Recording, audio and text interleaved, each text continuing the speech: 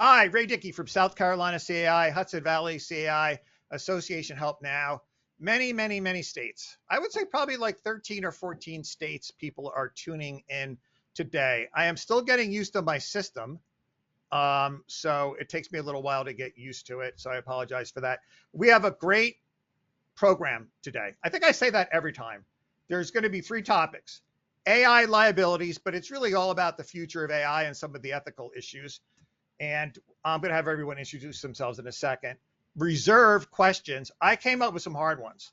So I want Michelle to be able to answer them, but I hope she has to like think about it. And then we're going to have a huge Q&A session with a lot of different attorneys from a lot of different states. Before I go any further, I have to launch a poll. If you need CEUs, click yes, or click what you need. If you can't use the poll for some reason, or I end up closing it before you have time to fill it out, everyone has a question feature. Please ask questions. Send me comments. I don't use people's names, so you should feel free to ask whatever you like. A disclaimer that I could make a mistake, so don't send me anything too top secret.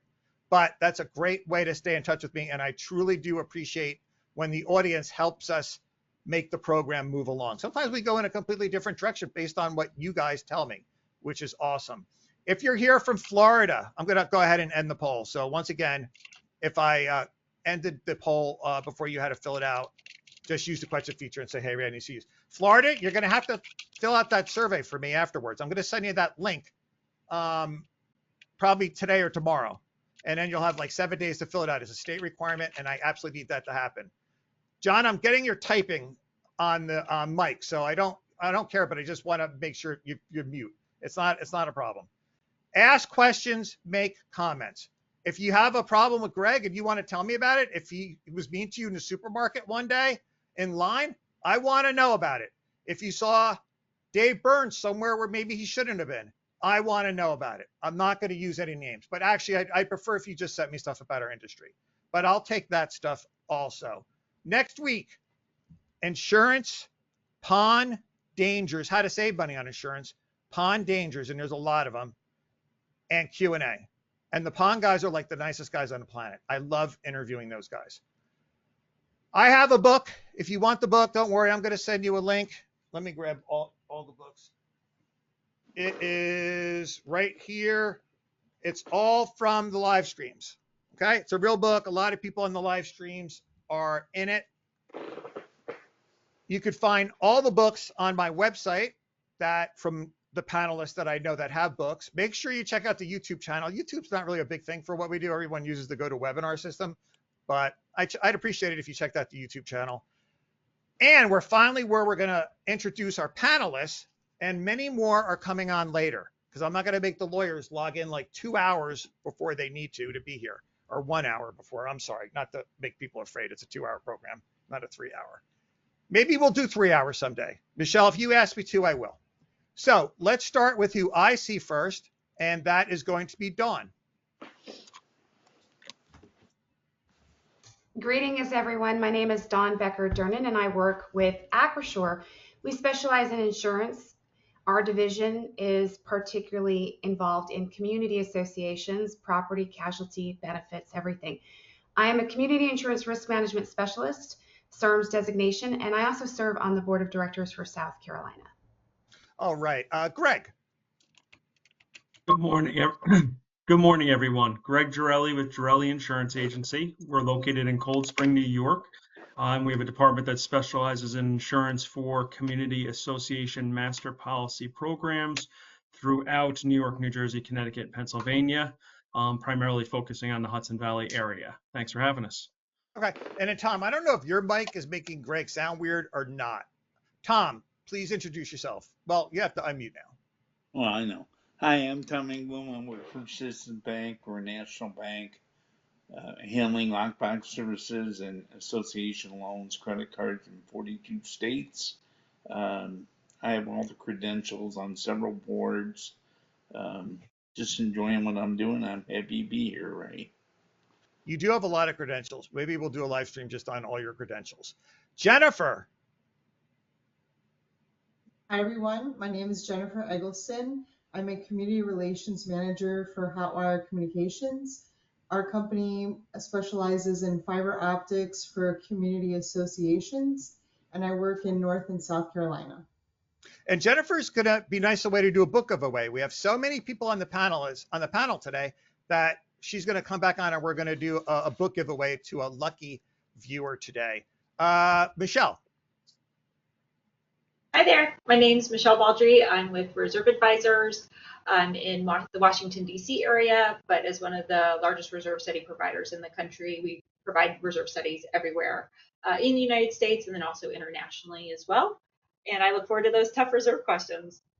Awesome. Now, audience, here's John. He's our first session today. He was so brave. He just kind of came on with no instructions. He never called me before. He's obviously a very confident individual, which I love. John, now don't go through all your credentials because I saved them because they're amazing, but go ahead and introduce yourself. Hi, John Wood here. I'm a partner at the law firm of Green, Klein, Wood, and Jones, and our primary business is suing insurance companies to make them pay their claims. Went to NYU Law and a member of the Texas and New York Bar. All right. And Dave.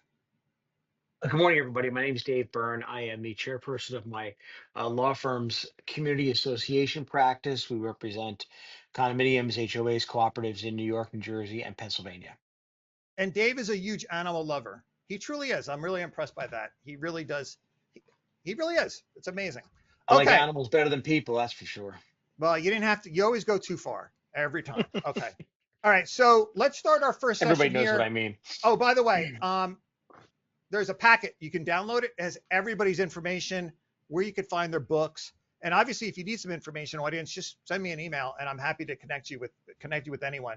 I'm just going to push the mail back to the Q&A. Somebody did say, thank you for your video on pools and age discrimination. The reason I put that in there is people call me for videos that are like years ago. So we have a video on just about everything. So this is something that took place a few years ago. This person remembered the live stream we did and wanted the video, and I was able to send it. So don't be afraid to go to our website. We have like 500 videos, I think, at this point. With that being said, let's get into our first session. And I think I'm sticking, obviously, with John and Greg and Dave. I'm going to have hang out with me also.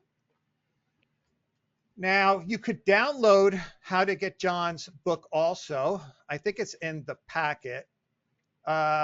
Jennifer, if you could get your webcam off, that would be great. Let's see if we can make that happen.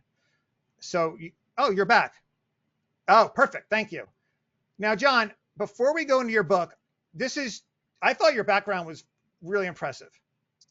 You're an attorney, you're an author, you're an educator, you're an entrepreneur, you're a I can't say it. Can you say it for me, Greg? Philanthropist. Thank you. You have a philosophy degree and you have an English degree. You were published in the Harvard Business Review, You have 2 books, one we're going to go over today, and you've been in about 1 million law journals. Did I forget anything about you? Yeah, I've also won a lot of poetry prizes, but that's not relevant here. If you came on next time and bring a poem, I would love it. If it's not long, though, it's got to be under 30 seconds. Happy to do it. All right, that would be awesome, and I really appreciate you being here. So you wrote this book, which I found, or somebody told me about it. It is a substantial book here. It is a substantial book. So I came up with some kind of questions, and we're going to see what direction this goes in. But tell the audience basically what you know about AI so they know what direction we're going in, and what are some of the areas that we're going to kind of hit today. So I look at artificial intelligence, at least as we know it today, as an enabling layer, sort of like the printing press allowed us to export ideas all over the world. The latest iterations of AI allow us to export rational thought and algorithms all over the world. So it's sort of like exponential in terms of its ability to help humanity get that much smarter. I also see it as a big risk not because AI is going to be so smart it goes Terminator on us, but that it's so dumb and we put critical systems under its control and it shuts down the power grid or something like that. So we're going to talk about, and in the book we talk about how business leaders, organizational leaders like government, HOA boards can use AI tools to make their enterprise smarter without losing the human element, which is essential for leaders. Excellent. So basically, you know a lot about AI and its future. The only thing that maybe you don't know everything about is coding. You're not a coder. Nobody calls you to do computer code, right? Right, and the book was written for a non-computer scientist audience, and it's ironic because if you listen to the leaders at Google and these companies that do employ a lot of software engineers, their software engineers are now asking the bots what to do, and they're not in a position to actually challenge the answers that the bots are giving them. So coding is one of those things that's getting bot sourced quite rapidly, and so I don't think it's necessary to understand software engineering or coding necessarily to be able to use these tools. All right. So I kind of want to start off is like, why should we care? Like I use AI. I'm not worried about it turning into the Terminator, but why should we care about it? Well, for the same sort of mundane reason as in the 90s and aughts, we went through the digital transformation and paper records became digitized, and that was an important business transition that you just had to do in order to keep up with competition. A similar trend and pressures are occurring to organizational leaders now. If you're not using AI in some way, you're likely falling behind the competition. It's taking you a lot longer to get certain tasks done, and it's sort of a competitive pressure. It's a change in the competitive environment in the marketplace. So at the very least, you should care because if your organization's not using it, it's likely falling behind the market status quo. So you don't want to be the company that was like, I don't care if I have a fax machine. Oh, I don't care if I use email, right? You want to take Yeah. this is going to be the future. Yes. Um, you know, what as far as the community association world goes, what do you envision AI's role? I know that's a big, big question, but I would like to start off with that. Well, there's so many different tools available. A lot of things that a board of an HOA or community management should be looking into are related to risk assessment, and specifically, I would say monitoring the physical assets that they're overseeing. And you can see tools from security systems, their facial recognition or license plate recognition, so the security cameras are hooked into AI, as well as the physical plant, actually monitoring the plumbing system, the HVAC system, and being alerted automatically when there's a leak. And when you use automation in those contexts, you can significantly accelerate your emergency response time, thereby saving money from the association. If a leak is caught immediately versus if it's going on all weekend, that's the world of difference. So I'm kind of like, it's my own issue. And actually, this falls into my next thing, myths and misconceptions. A lot of the things you talked about, like I don't see as AI, right? Like I guess I just took them for granted, right? That I'm going to get a message. Greg's nodding. I think he agrees with me that something is off, right? The pool's not working or the fan's not working. What are some of the items that maybe we're not thinking about as far as AI goes? Well, I think just decision making, that's something that we've not really outsourced before. But now, from everywhere from legal to medical decisions, really high stakes decisions, we now have algorithms to help with decision support. And it's a risk too, because in the medical context, if you're a provider and the hospital's algorithm reaches an output that you disagree with, there's now a greater onus on the provider to justify departing from the algorithm, even if it's their own medical judgment. And so the tail wags the dog in a way, and that's one of the concerns is that you'd be using decision support software and it's got an inscrutable thought process. You don't know why it's leading to the output it is, and yet you're having a hard time justifying ignoring it. I think that where this gets really exciting and interesting is in the context of leadership, where your decisions have a lot of consequence and you have to carefully weigh a bunch of different factors in reaching a conclusion. and it can be helpful to use AI because it's capable of parsing a huge amount of information. But at the end of the day, you need to have humans in the loop that can be accountable for the decisions that are being made, and they can explain how they arrived at those decisions. You know, Dave, I wanted you on here because we often just talk about like, all different things in the world, and we know we can solve all the problems with the world, you and I, but no one listens to us. But Dave, I heard decision making. That was the part that makes me nervous. What do you think about what you've heard so far? I don't know. I guess when it comes to the legal issues, and I said this before we started the stream. I just don't know how educated we are as to what's involved and how educated we have to get in order to do the kinds of things that are being suggested. And then Greg, I'm gonna head over to you for a question at some point, so don't worry. John, the decision making thing, that jumped right out at me, right? Like part of me, I kind of like it. I did do some kind of research, and AI could be really impartial, right? Greg hates discrimination, right? As an insurance person, he hates when people discriminate. But does AI discriminate? Like, talk about the decision making process. How is that? It seems good and bad.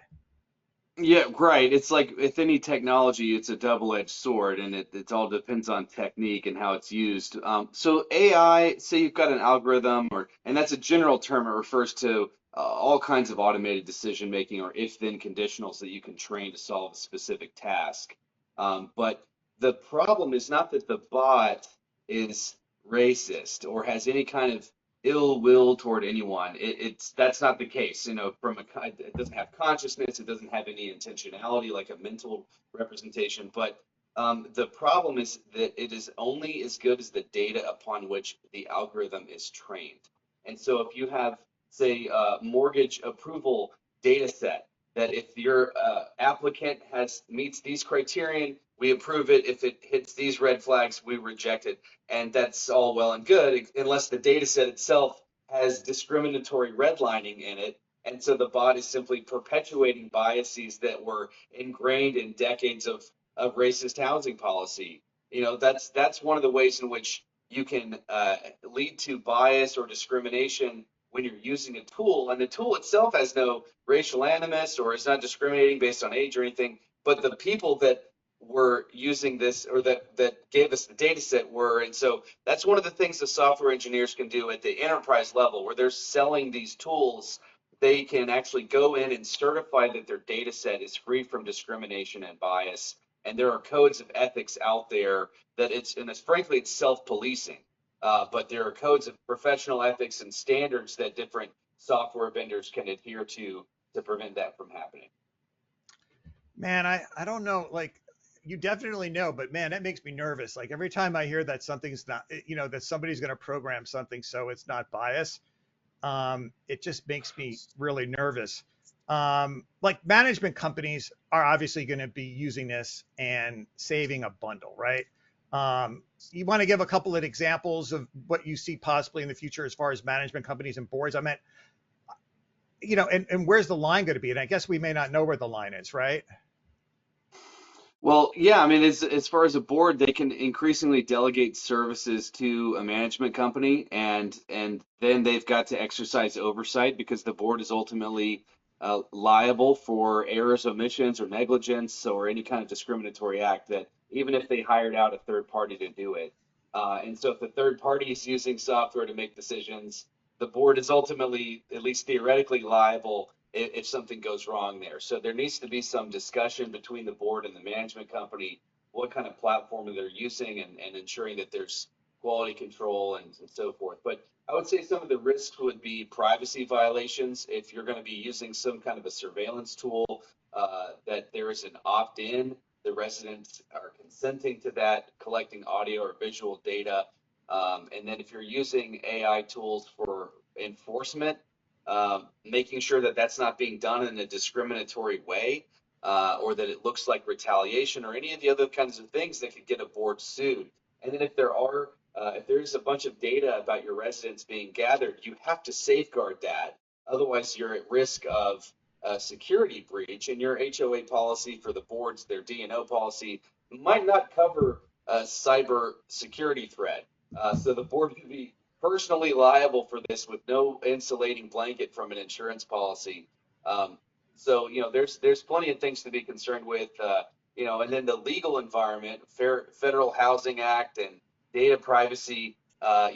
Those are all being enforced regardless of what technology the subjects of those laws are using. So that's not a delegable thing for a board member. They can't simply say, well, we hired this out or we relied on this software.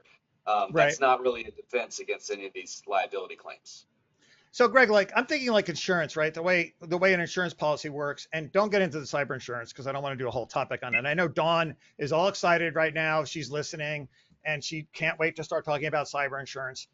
Anyway, like the way insurance works, Greg, more or less, tell me if I'm wrong, is basically someone comes to you, you look over the application, maybe you visit the site, you check it out. Somebody even goes on Google, maybe does a bit of that and things like that. And then somebody makes a decision about the underwriting. I feel like AI, and we're going to go back to John, but I feel like AI someday is just going to do all that. It's going to find all those photos. It's going to know what it's looking for. It's going to take all the risk factors, and it may even do a better job than a human. You probably don't want to agree with that, Greg, but go ahead. It is used in the insurance industry now. They use drones and aerial footage, and they don't have someone looking at every picture, but they'll have the software set up where it can tell if a roof is deteriorated, or it can tell that there's a pool there or a trampoline in the backyard, and then send out automatic letters or alert their underwriters. At this point, there's still usually human contact through this operation, but there is AI making some of these decisions and then alerting underwriters that this is present on accounts. So yes, as years keep going on and it keeps advancing, I certainly see it used more and more in the underwriting process. Excellent. And your mic is not good. I don't know if you can fix it. We can live with it, but I don't know what the problem is with it. John, by the way, I'm getting a lot of questions about insurance and AI, and don't worry, we'll get to that. Maybe we'll do it during the Q&A. John, I'm thinking like you were talking about decision making, right? I can see AI.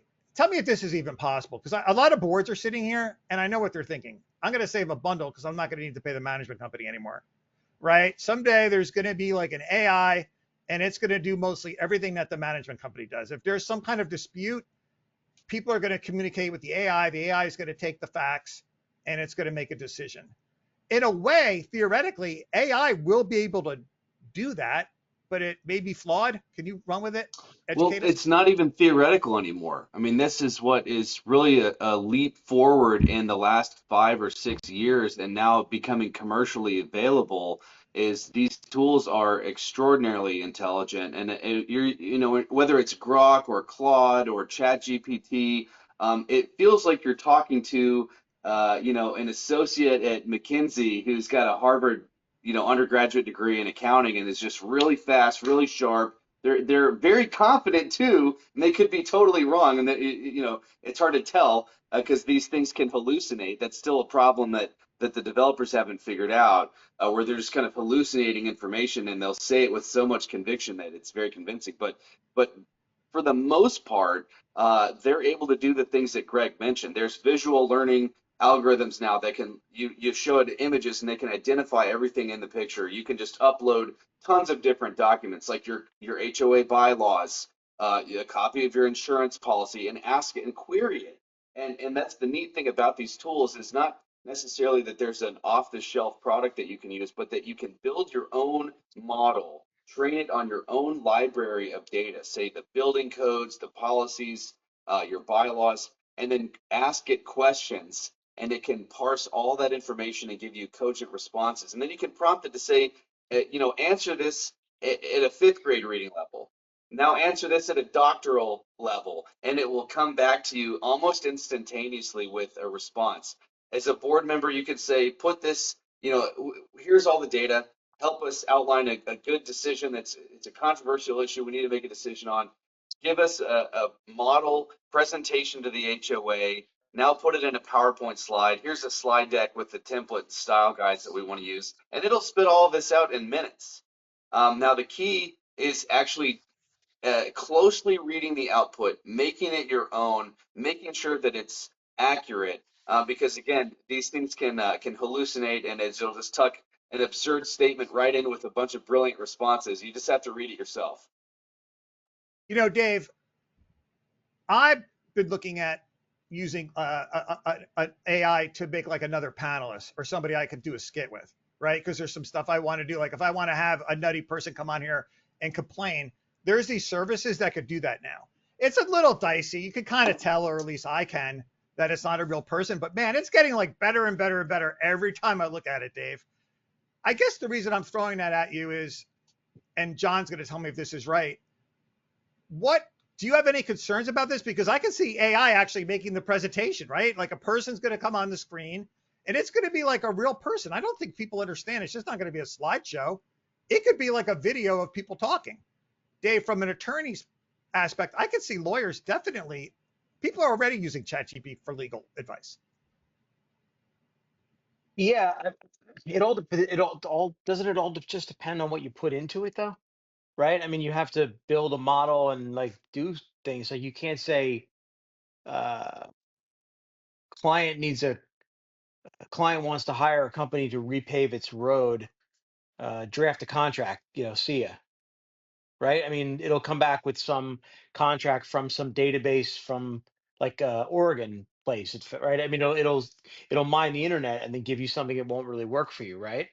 Oh, I Is don't that think how so. it, is that how it works? John, I think the future is going to be you're going to do that. It's going to find local companies in your area that's going to meet your criteria. It's going to contact them for you. It may even draw up the contract. Take it from there, John, for me. Well, yeah, I mean that's the trend, and then for decades since the computer scientists at Harvard started working on this in the 50s and 60s, people have said, well, in just a couple more years, it's going to be able to do this, and that timeline keeps receding into the future. But at the same time, we're getting closer and closer to displacing all knowledge workers. Um, you know, you always want to have a licensed attorney review a document before you actually put it into practice, because there is a level of accountability and responsibility that you don't get from software, because you can't put software on trial or sue it for malpractice.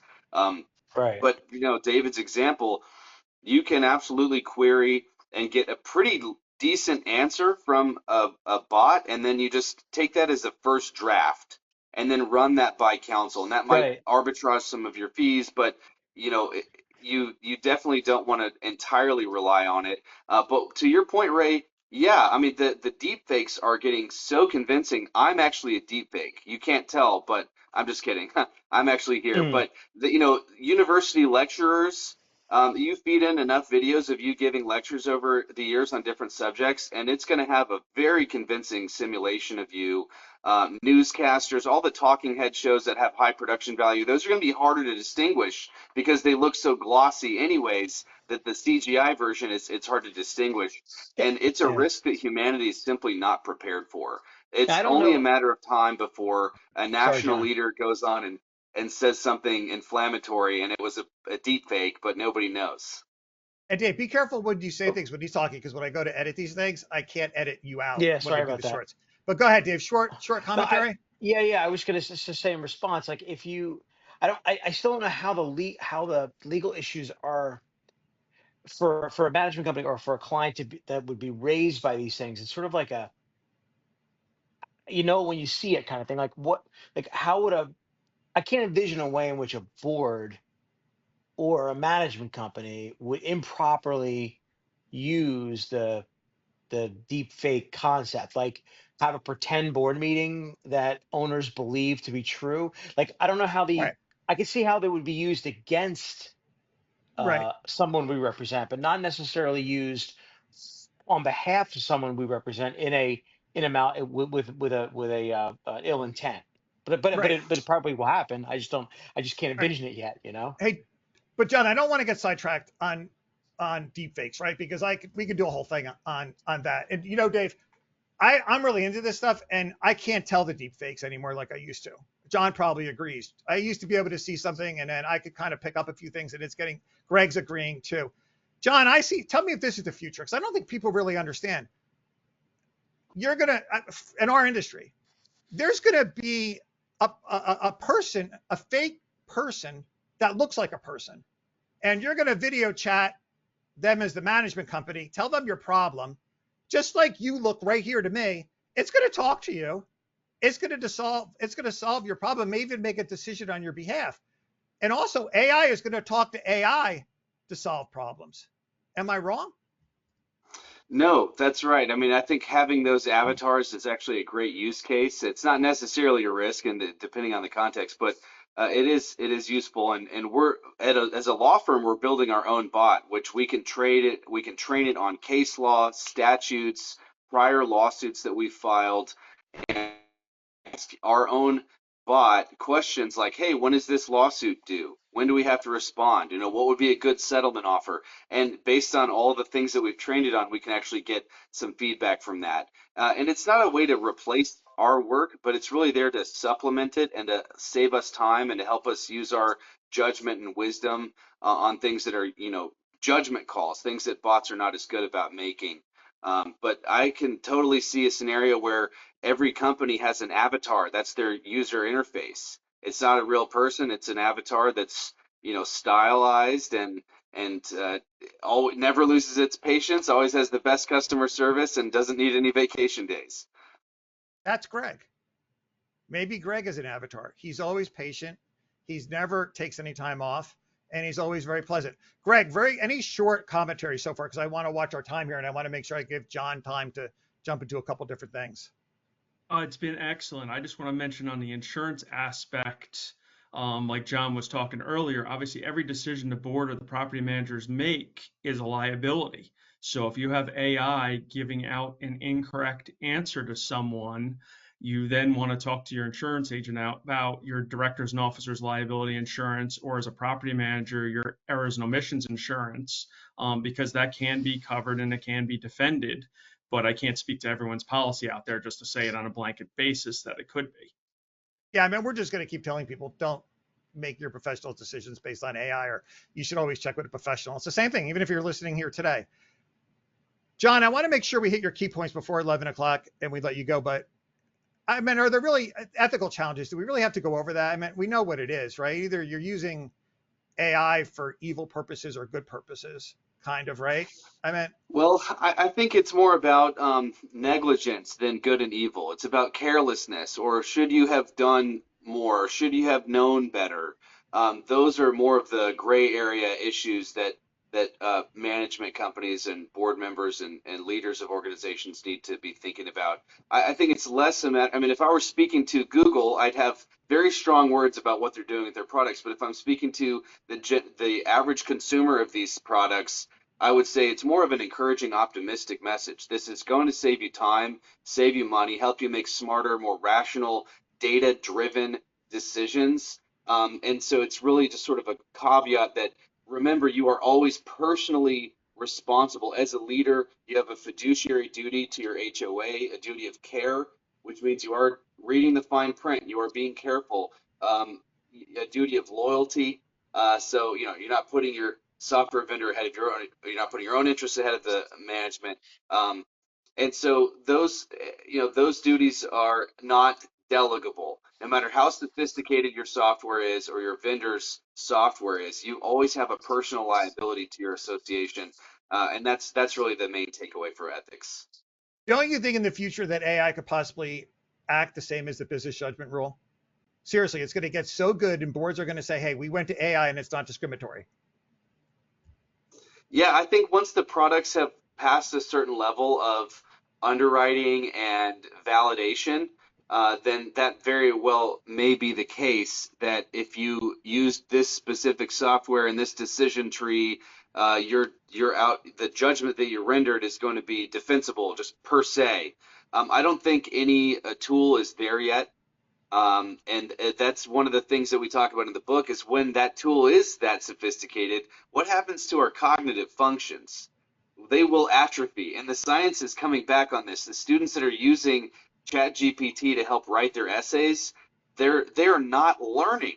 They're simply not retaining information, and they're not developing the cognitive faculty of logical problem solving. And so when you use you know, a tool too much, you no longer have the effort that goes into the learning process. So there are certainly concerns. I'm still lobbying for a general classical liberal arts education, even in the age of AI, because I think those cognitive tools are crucial. I'm super excited about it. I'm sorry if that upsets anybody, but I have like no issue when it reaches the point, John, of having AI, and it's going to take jobs away. There's no doubt about it.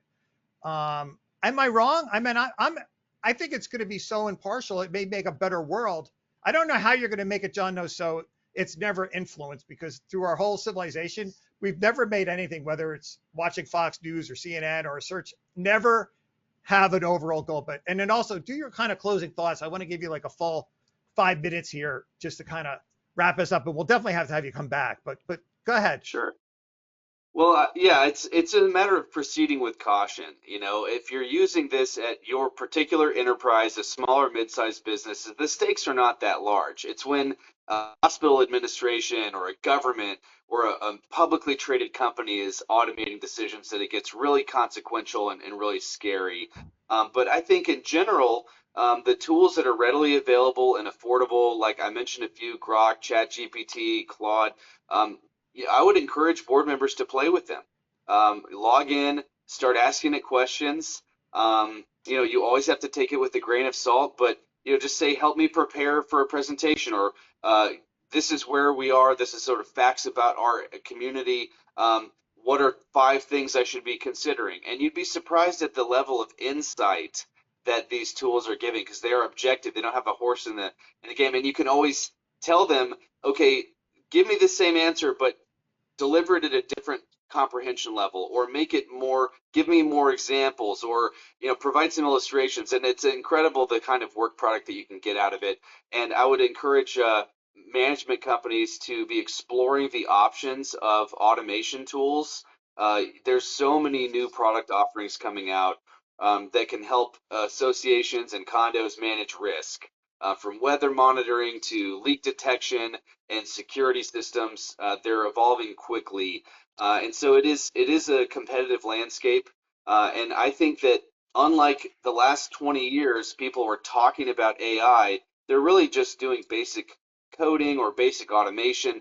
It wasn't really that much more intelligent, but we've seen a leap forward. And since the large language models came out and the generative algorithms have come out, where the quality of outputs is substantially better, and it is a game changer for businesses of all kinds, organizations of all kinds.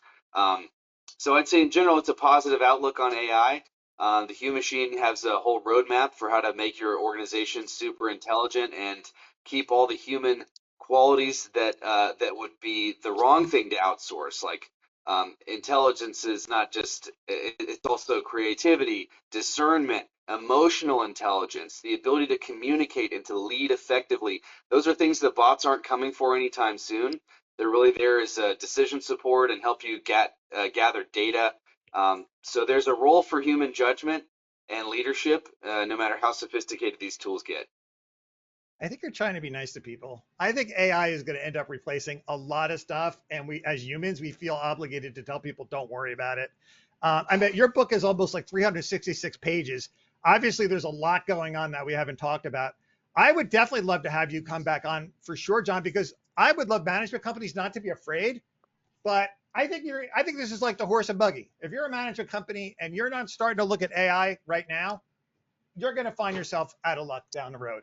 And I don't know. Do you agree or disagree? I agree with that.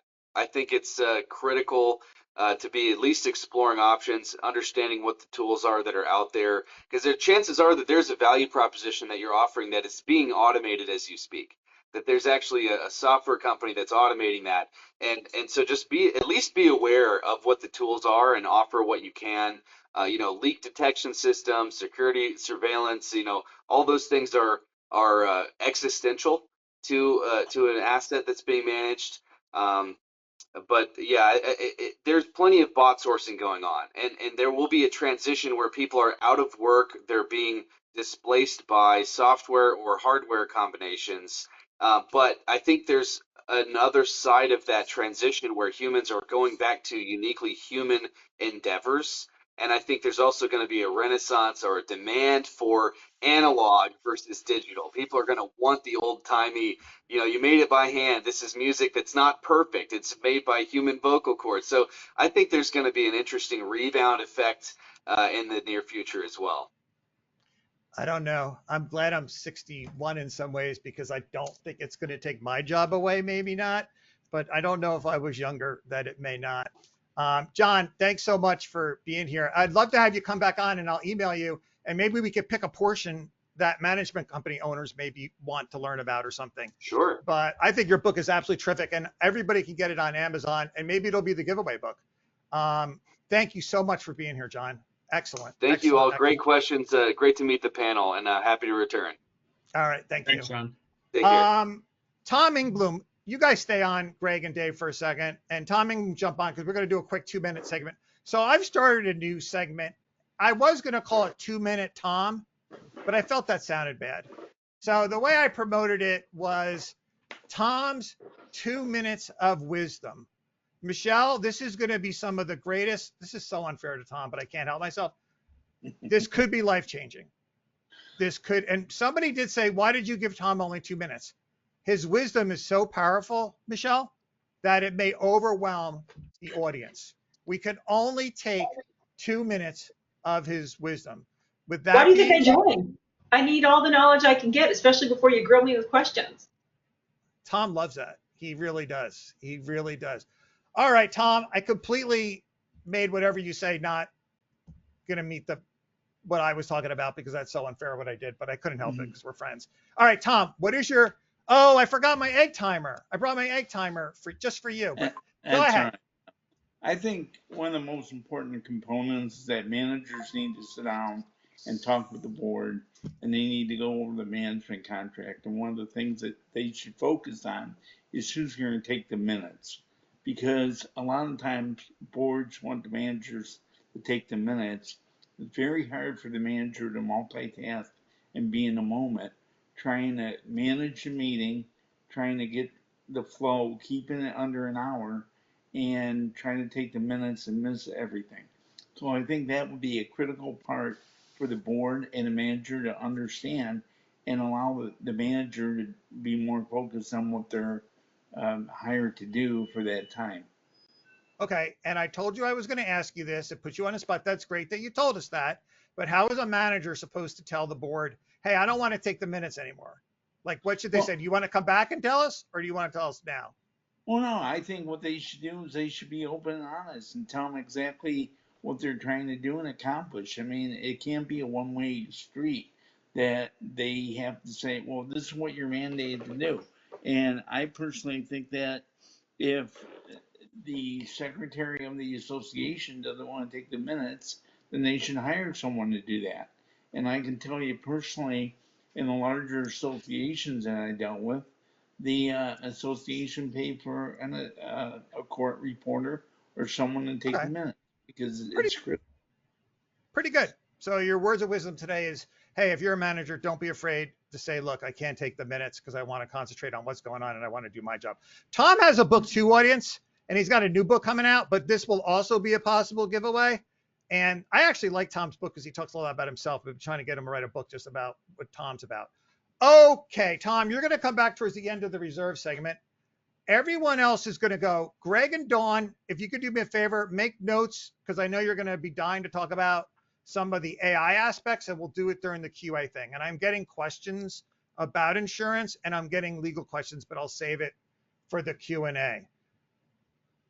Michelle, oh boy, that was a lot, wasn't it? I meant that one. I love AI. I think it's going to be fantastic. So really quick, are you afraid of it? No, I'm excited about it. I really am. Are you nervous? I found ways. I'm not leveraging it by all means to the extent I should be, but I've found little ways to work it into my day, and it's just been fantastic. We all want to spend our time more wisely, right? Doing higher level things, and if we can cut out some of this sort of stuff, I'm all for it. I just don't think people understand how powerful it is, but we'll see. Yeah. Okay. Because I play around with it. So okay. Questions that even impress reserve study pros. So I'm going to send a poll out to the audience, and I'm going to get to the Q&A, and I'm going to, oh, John's book, don't worry, everybody. I'm going to get you all the information you need. It's in the packet. Do boards generally, what do you think the answer is going to be first, Michelle? Well, no, I don't like to do it that way. Just keep it in your head, okay? Because if you give the answer, the audience is swayed. I see it happen all the time. Audience, do boards generally hit the mark or overestimate on reserves? Do they underestimate? Do they hit the mark? Or do they end up overestimating? That is the question. And I'm going to let that run through. Okay, Michelle, what was your gut reaction on the answer for this? What do you think? Underestimate, for sure. And I was trying to quickly pull up some data because I just ran this. We just ran this for our associations. And so at the time of initial study, we found, like in the HOA space, only about 26% had adequate funding. And in the condos, it got more like 11 to 14%. Yeah, I bet like 75% of the audience said they underestimate. I wonder if I would have asked people in general, though, in the world, if people always underestimate things. Like sometimes, like we did it for reserves, but I wonder if we like underestimate other things also. Okay. Yeah, that's a great question. So here's the first question, and it's the most basic, but it's the one that people ask me to ask all the time. How often, and we have way more complicated ones in this audience, don't worry, but I had it. Am I wrong, Michelle? It had to be the first one. Yep. And, so CAI now recommends every 3 years when the standards were just revised due to so many changes, both external, things you can't predict, inflation, weather conditions, you name it, or internal, different board priorities, different upgrades that are needed. They recommend updating every 3 years with a site visit to full kind of comprehensive, get everything back on track. A lot of legislation is more like 5 years. So I always kind of say 3 to 5 years. Do you think this is settled? Because it keeps changing. Do you think it's going to timing? Yeah, you think it's going to stay where it's at, or do you think? I think 3 years is good for most associations. It's really simple, not a lot of moving pieces, brand new. Makes sense that you can defer it, keep monitoring and update closer to 5. But when it's an older, more complicated place, and spoiler alert, communities are aging, right? There's a lot of moving pieces, and it makes sense to update more frequently. So as communities age, if anything, it might become more frequent. It's like me. I need constant medical evaluation now. The older I get, everything's aching. Okay. Can an audience please send me questions? I'm getting questions in, but they're kind of legal, so I'm going to save them for the Q&A. Is it less expensive to update a study? That was a question that just came in. Yes. Yep. So an update study, you're able to reuse the inventory and the quantification. So we're not measuring the streets, counting the light poles and fixtures. And so it is cheaper. Now, depending on how long it's been, that will impact the price usually. If you have a 10-year-old reserve study, a lot of that stuff is out of date. We could still use that inventory.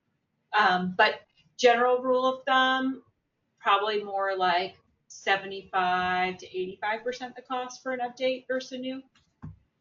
And audience, don't lose it. We talk about that all the time. Like, don't lose all your architectural drawings and your reserve studies and stuff, because you're gonna have to, like, if you lose it permanently, you're gonna have to pay somebody to fix it. That drives me nuts, right, Michelle? But yep. All right. Can reserves only be used for an exact like kind replacement of a common element? I think this is a common one. Yeah, and the answer is no, you can use it for upgrades. And this was specifically called out when we revised the CAI standards, that there are going to be betterments, especially in like the mechanical space. And you can use reserve funds to reflect kind of current needs, current available resources. It doesn't have to be just like kind. When you see betterments, though, it still has to be like a like object, right? You just can't decide to like go all out and like replace your current. Nobody has diving boards anymore, so it's a bad example, but I'll just use it. You can't like take your, I don't know, give me a better example. Like some piece of equipment, you can't completely upgrade it, right? No, let's just use like a perimeter fence, right? Maybe you had a wood fence, but you want a vinyl fence. It's going to cost more money, but the benefits are longer life, less maintenance, right? So you can do that. If you had one HVAC system undersized and you either need two or need more capacity, also fine. If you wanted to renovate your playground and add a dog park and a tennis court, like that's not renovating like you're adding things, not just renovating. So that would be, you can't do that. That's a capital improvement. And by the way, audience, I always point this out for new people. Like, I am listening. I have so many screens to look at, and people send me text messages and all kinds of things. Is there any new guidance on the recommended percent funded your reserves should be? Ooh, that's a common question too, right? And that question kills me because that's the whole intent of the reserve study. The reserve study is going to tell you what you need to contribute to reserves, and adequate funding is funding in accordance with the reserve study. So you want to fund with whatever the reserve study says. Okay. How do we define a capital improvement versus a reserve replacement? Great question. Capital improvement is something that didn't already exist. So that example, like you're adding a new dog park or you're adding a tennis court, that would be a capital improvement, something you can't fund through reserves. Replacement reserve is replacement something that you already have. Okay. And these are all questions that I get. What kind of prep work makes a big difference in the quality of the study? I mean, people are always I always look at this as trying to save a buck, right? But I guess there's two parts, the quality and saving money. Can you touch base on both? Yeah, so as far as the quality of the study, anyone with a lot of historical knowledge is really helpful to involve in the process. They know roughly probably when things were last done or what's happened, right? Giving the reserve specialist that history is really helpful because, of course, snapshot in time, we want to move forward, look at current conditions and project 30 years out. But we're only there for a day, a week max for a really big place, right? And so someone that has a lot of that history, really, really helpful for us to take that all into consideration. As far as saving a buck, you get what you pay for. The most common concerns that I hear are boards get this report and they're overwhelmed and they don't know what to do with it. And then when they want help and support, they're paying hourly for that. So I would just say, make sure you understand what this sort of support is provided to you, because it should be a service. It's not a product. It shouldn't just be this report. That's very interesting. So a lot of people get a report, and then I guess they have to pay for any additional questions or meetings. Is that what you're saying? It's like some people just get handed a report and you got to pay Some extra. handle it more like billable hours, right? More like an attorney does or something like that, as opposed to an all-inclusive service. And I guess it depends on how big the report is, right? Because some of the reports we just did a segment, which I haven't given out to the public yet, about a 2-story, 32-story buildings, right? I mean, their reserve study must have been huge, I would assume, correct? Yep. And I think that's really helpful to understand the service, what you're going to get, what your level of involvement can be, how they'll be a resource for you post-study, but also that deliverable, what does the report look like? Even if they say they adhere to the standards, that's pretty basic. Like there's very few people that wouldn't adhere to the reserve study standards. I think making sure that you can easily digest it and then utilize it, right? Because it should be a reference, something you're using, not just something you do every 3 to 5 years. Like you should be using it in between those. So making sure it's something you can leverage. Should pool umbrellas be included in a reserve study? You know, that's interesting. I know in my community, those things cost a lot of money, like a lot of money. Should that be included in a reserve study? Absolutely. I mean, we would typically roll those in with the pool furniture. And then depending on the size, if you're going to need to do the fabric more frequently, it comes to that threshold, right? Like, what do you want to fund operationally versus reserves? And again, what you put into it helps. Having that historical knowledge. when you have to do the fabric replacements, what have you done historically? Do you want to pull that from operating or reserves? So to get that alignment will really impact the accuracy of the reserve study. But it certainly can be a reserve expense. Absolutely. How often does the reserve professional find items that would never be picked up by someone that's not a professional? All the time, right? Like when boards try and do their own studies, which I applaud you for putting in the effort. This isn't what they do, right? This isn't your matter of expertise. So they'll say, well, we only have an entrance monument. That's all we have. And then we get there and there's all these stormwater ponds, right? They don't necessarily realize those require capital maintenance or maybe retaining walls and that sort of thing. So it's very common. That retaining walls scare me. They do, because I feel like, I don't do a whole topic on retaining walls, Michelle, but I feel like they're probably I think people are not as concerned about them as they should be, because right? Can you take it from there? Like, what direction do you think I'm going in? Yeah, I think people think of it as like just this fixture and it's just going to kind of be there. But if it's one of the old timber railroad ties, those rot and need to be replaced.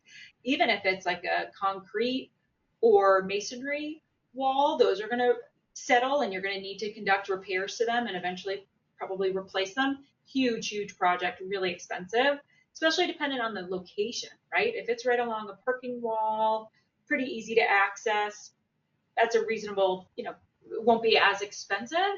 But we see a lot of walls tucked back behind homes along a conservation area, and those are the ones that people forget about. And it's a really tough project to get all the equipment back there, especially for these really big walls. So usually grossly underestimated. You're right.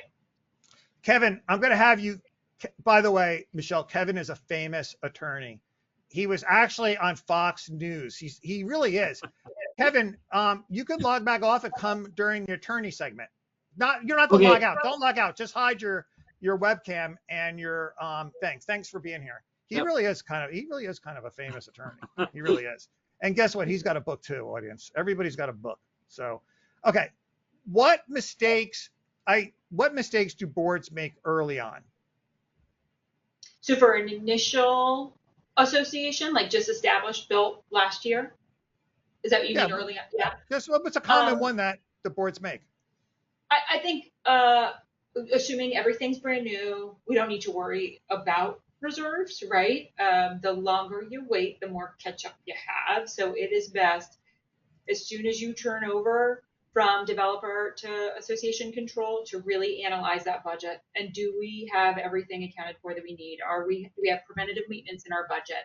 Have we done a reserve study, or how have we determined this reserve contribution? What's our insurance look like? Like, are we adequately insured? So I think really making sure that they understand the budget and what they're funding for and what they aren't. Is maintaining a berm the same as a retaining wall? And you know what I realized, Michelle? I think I know what a berm is, but now I'm not so sure. So can you explain exactly what's the difference? Yeah, so a berm is sort of like a retaining wall where it is this change in elevation, and they're often in ponds too, right, to provide some elevation differential. And it's not quite the same as far as maintenance. That will require, a berm will require more operational maintenance, right? Probably need to mow it. You could experience some erosion. So those typically, if you're regularly maintaining those through operations, shouldn't need a holistic replacement usually. But I'm going to give the classic, it depends. Like, we need to know more about the berm and would analyze it as part of the reserve study to decide, are you going to need to do some pretty capital projects associated with it or not? So a berm is just dirt and ground and maybe some plastic and other materials to hold back, right, land. Yep. And a retaining wall is generally some kind of more of a built, oh man, I'm so glad I'm not an engineer. Yeah, more like wood, masonry, concrete, yeah. People are asking me, somebody asked me, like, why are you so worried about retaining walls? I guess I'm so worried about them because I feel like you can't tell what's going on with them, and then they just fall down. Like, you look at it and it looks fine and you don't think there's a problem, and then like one day it falls down and they just seem like they could be so expensive. Am I wrong, Michelle? I feel like if you don't get No, your they're very, very expensive. And if you look at them, they'll usually have areas, and I'm looking at them now, that's why I keep kind of looking over here. They'll have areas for water to get out from behind it, right, to drain it. And so it is really important to make sure you're regularly checking those drains. Like, are they functioning properly? Because if not, if water builds up, backs up, it's going to cause this issue geotechnical, and now the wall could collapse. So absolutely huge responsibility to take care of them and maintain them. I think I'm nervous too because I feel like somebody could get really hurt, like if it collapsed on some Yeah. kid or something. I don't know. I don't know why I think that, but for some reason, I guess I got to hang up with retaining walls audience. I don't know. I just wish associations would pay more attention to them. Hey, John, thanks for logging in. Hey, And we'll see you later. You look sharp today. Did you have something going on or did you get dressed up for us today? Just for you. All right. We'll see you back at the Q&A. John, you do notice he just said today, right? What's he saying about you the rest of the time? Exactly. Yeah, he's used to it. And by the way, I know that he had some kind of issue. Corey, I don't know why you're not getting audio, so maybe someone else in the panel can contact you and help you walk through it. Okay, John. Okay, what should a board or manager ask? I don't need you back. I was just saying bye, and then never mind. Made it all confusing. Bye. What should a board or, by the way, audience, what's going on is I'm not going to make the lawyers sit here for like an hour before because they care about billable hours so much their heads will explode. So I tell them they can just log in for the Q&A portion. All right. But when they log in and they pop in live, it's not their fault. What should a board or manager ask during site visits or data gathering? What should a board or manager? That was kind of like my thing today was like, hey, like if you want to impress the reserve study pro, because you guys are so cool, Michelle, like being a reserve study engineer is like one of the coolest jobs you can have. Everybody knows engineers are cool. You guys are like party people. Everybody wants to impress you. What could somebody ask you that would say, wow, this person really knows what they're talking about? I like to lean on what they should provide, right? Like it would be really helpful and is super impressive when you have someone that can speak to the history, really helpful to understand your priorities, right? If it's a board that knows what they want to do, how they want to handle certain projects, maybe even it's as simple as hallway renovations or a clubhouse renovation, right? What's your strategy there? Do you hire an interior designer and you're going to do the whole thing? Or do you want to piecemeal it? We'll show the carpet, and then we'll show light fixtures, and we'll show some partial furniture, right? So a vision is super, super helpful so that we can reflect that in the study. Now, of course, that's not the expectation. We can come up with recommendations based on our assessment, but understanding your vision, if you have one, any concerns that you have, and priorities are really helpful. Same with that historical knowledge. That sounds like regular questions anybody would ask. I wanted like a really technical, like what would be really quick? What would be like a highly technical question that you would say, like if I was the board member and I asked you a highly technical question for my high rise, what would impress you? What would be something that would be impressive? If you don't know, you don't know. I think so. Like a good one, I think is like inflation, right? Understanding inflation, how that's taken into account, or well, why don't you answer that one now? Yeah. So inflation, it is, and we just taught a class for CAI National on it, a national webinar. And essentially, when you're covering a 30-year period, you don't want to be overreactive to inflation. We certainly want to take it into account for near-term projects, but when you're looking that far out, we're not going to reflect what current inflation is, whether it's really low or really high. So I think understanding how that's determined and plays into the reserve study is helpful. And we have a go-to webinar on that and a YouTube webinar, I think, where you answer that question, I think. But you know what I was looking for? Like if I gave you some technical term or something, like only an engineer would know.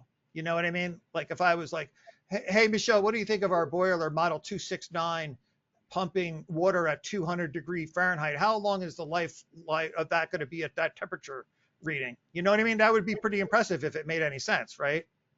Sure. And I think, and that's the good reminder when we hear questions like that, I think that is a good opportunity to remind everyone that the reserve specialist really is a jack of all trades engineer, right? We're looking at everything. So from your boiler to your elevators, to your carpet, to your roof, your facade, parking, garage structures, and everything in between. So it is a visual, non-invasive inspection. So if you're asking us to analyze the capacity of your hot water heater and you think you need a bigger one because you're not getting enough hot water, or you think you need more electricity, and you are thinking about installing EV charging stations, that's a good time to recalibrate and align on expectations and what the reserve study is, right? Like, those are great questions. You need to work with specialists in those individual areas. Just like your heart, go to your cardiologist, right? Bring that back to your general practitioner, back to your reserve specialist to incorporate it in your overall strategy. But we, as reserve specialists, as part of the reserve study engagement, aren't giving invasive or design calculations for any individual component. Somebody from the audience that I'm friendly with that's really nice to me said I sounded like a dope, that I would sound like, that you would think I was a dope if I said that. Why is that a bad question? I mean, it's a real question. Like, I think it was pretty good on the fly. Boilers have to heat water, and I would assume over time the temperature probably is harder and harder to monitor. Is that such an outrageous question, Michelle? We just roll our eyes. He's right. You're a dope. Like, oh my God. All right. Michelle's falling right in line with everyone else on the panel. Okay. What are red flags that should always be questioned? I guess they're talking about, like, with a reserve study. Like, I mean, are there fly-by-night reserve companies? Oh yeah. I mean, yeah. Really? Okay. Yeah. And where do Especially when people? legislation happens, right? I mean, people were popping out. Like Florida, there's construction companies doing reserve studies. Same with New Jersey. Like, people from all sorts of different kind of parallel worlds were decided to get in on it. And oh yeah, for sure. Most of the companies that I deal with that do reserve studies, they're either architects or engineers. They have at least someone involved with their company that is at that level of expertise. Is that wrong? I mean, that seems like that should be the norm, right?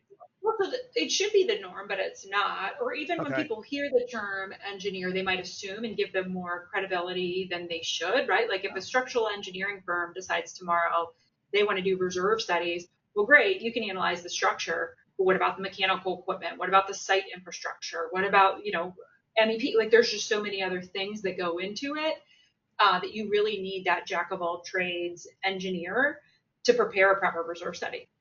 That's interesting, because that would be like my building, right? A couple high rises on the beach with parking. There's no way one engineer would probably know every aspect of this building, right? Because there's like, yeah, you couldn't have a structural engineer do your reserve study. That's one piece of it. And so your reserve study should look at everything. And then as you tackle those structural projects, and when the building gets to a certain age, like it is, start doing these regular structural inspections, that's great. You work with a structural engineer and give that back to the reserve specialist to play into the overall strategic plan, because that's only one piece of it. You have pipes, elevators, all sorts of other stuff you have to maintain. So when looking for a reserve company, it makes sense to make sure that the reserve company has access to a wide range of expertise. Would you agree with that? That's right. Yep, absolutely. And when you get the reserve study, as far as a red flag or like a good check, is a reserve study it will obviously have the inventory, right? All of the reserve components, but there should also be exclusions lists. And so things are excluded because they're long-lived, meaning we don't anticipate needing to do it over the duration of the study, 30 years. Or it could be excluded because it's assumed to be an operational cost. Or it could be excluded because it's homeowner responsibility, or it was our understanding it was homeowner responsibility, or someone else might maintain it. Maybe the light poles and fixtures are leased from an electric company, or solar panels, or what have you. So I think looking through the inventory and looking through all the exclusions is a really great idea to make sure everything is captured somewhere, right? If something isn't captured, it means the reserve specialist didn't see it or didn't know about it. So you want to flag that for them and see what their thoughts are incorporating that component, wherever it is. Should it be a reserve component, or should it be in one of the exclusions? And then also making sure you agree with the exclusions. Like, did we get it right? Ideally, we're meeting with you on the front end to align on some of these things. But if for some reason windows and doors are excluded as homeowner, but you're responsible for them, you better make sure those get worked into the reserve study. And then, by the way, I'm going to have the whole panel come back on around 11:35 just to get some quick insurance and legal and banking and a whole bunch of other stuff. Are there any overlooked community-specific factors that affect study accuracy? Does this question make any sense? Are there any overlooked community-specific factors that affect study accuracy? You could change it if you want. I think so. I think it's my head goes to like that need for an invasive inspection, right? Like I think sometimes it's thought that we do the reserve study, we have this perfect 30-year strategic plan, but understanding that it is limited, the inspection is a visual non-invasive, and knowing when to conduct more invasive inspections to incorporate in is a good idea. And especially as a community's age, right? If it's a brand new building and it's a high rise, probably don't need a pipe study.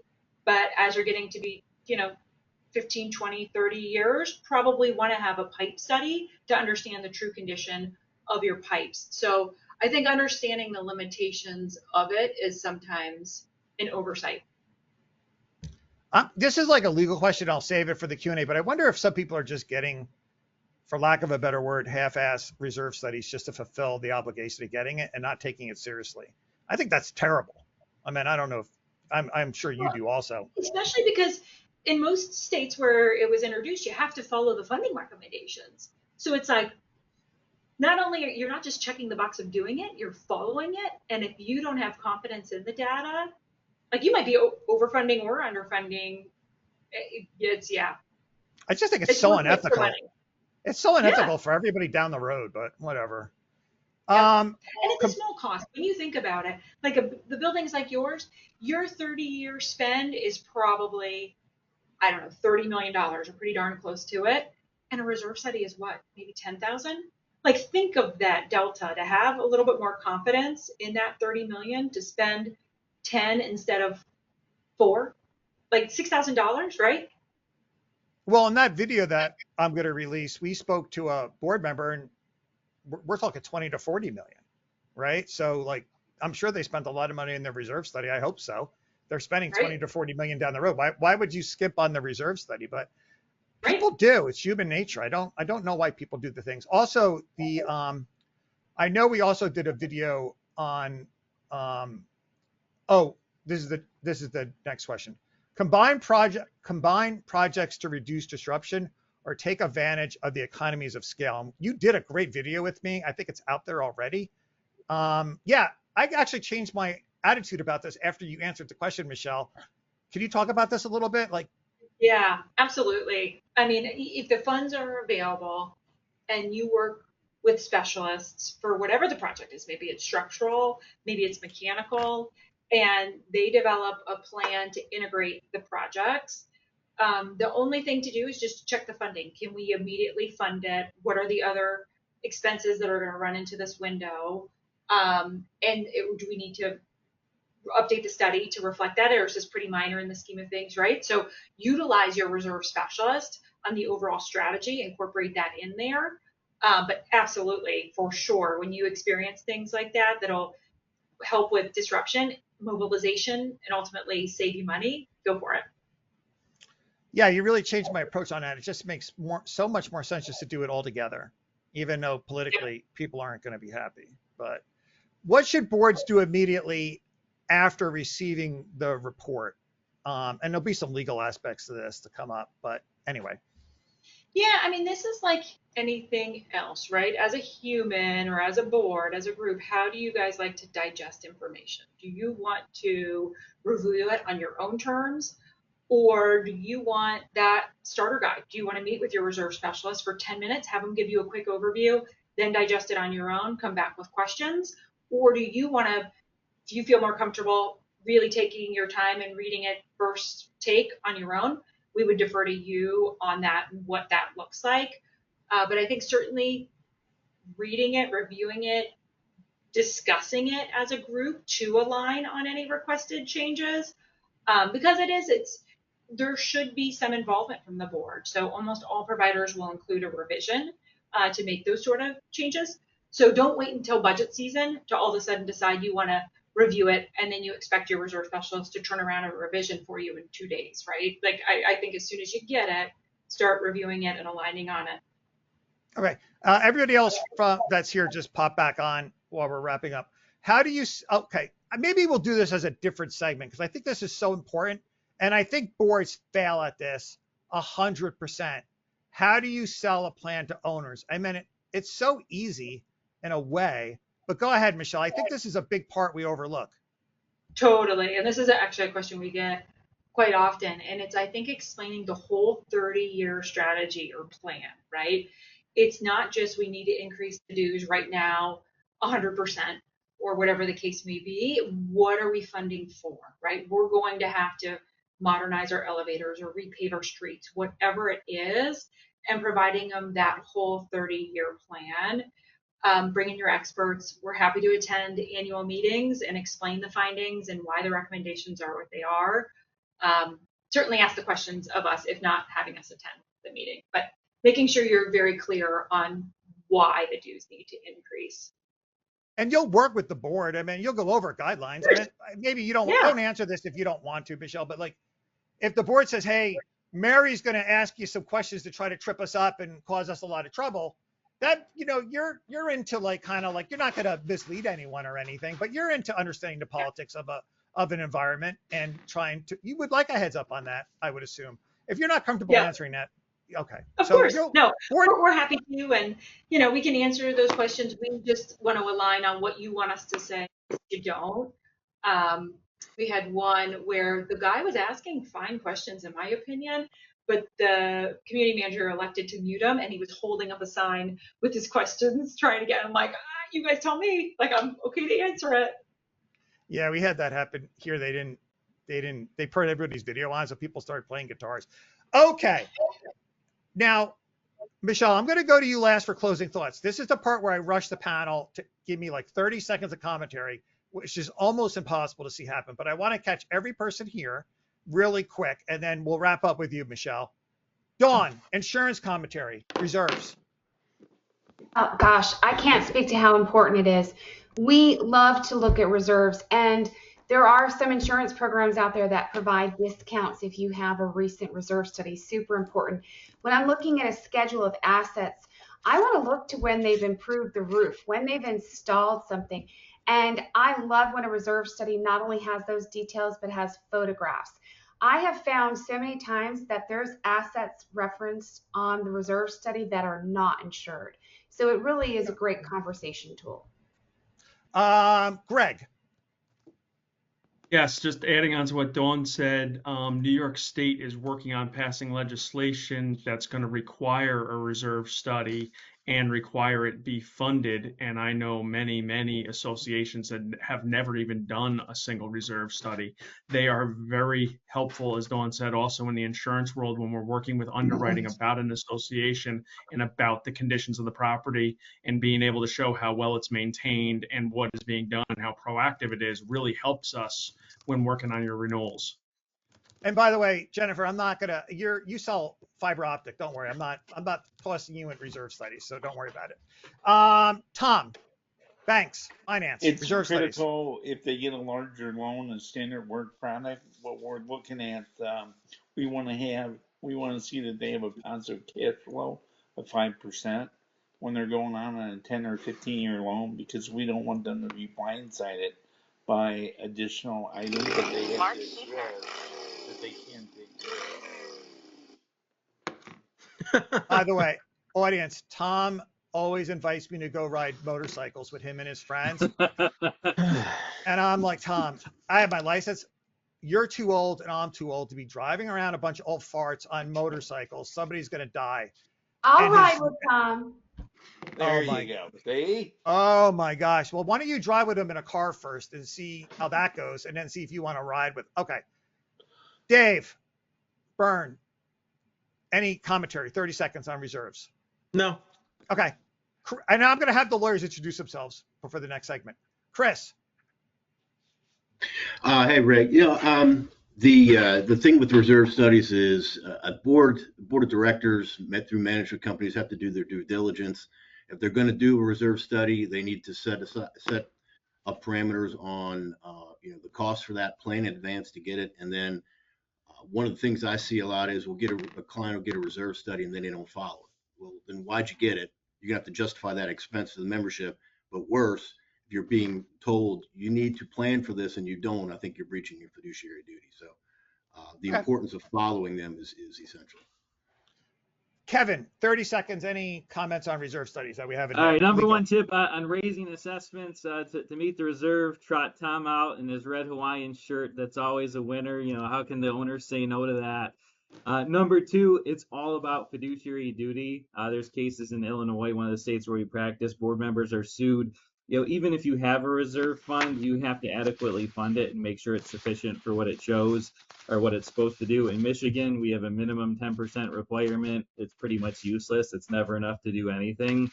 So get your studies, stick with it. You know, otherwise you're at risk for breach of fiduciary duty claims.